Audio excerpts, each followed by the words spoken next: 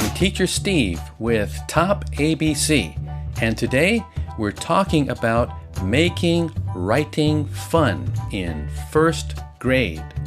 What? Okay, here's how. Now, when kids walk into the class, they might be too excited, or sad, or afraid. So, when they come in, they hear my CD music. It's light and it's happy. Kids' songs in English.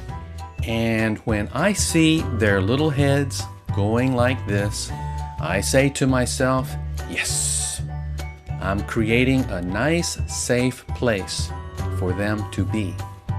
They become quiet and they see the whiteboard.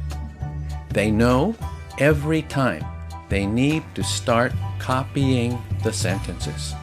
Now, when they finish, they count how many capitals are in their notebook.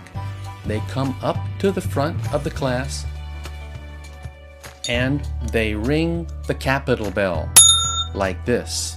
And they say, capital, capital. And how many spaces? Ring the space bell. Space, space, space. No, not space. Space. Say space. Period. And commas and apostrophes and question marks.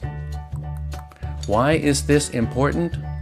It makes it fun, and it makes them pay attention and remember to leave a space or write a comma.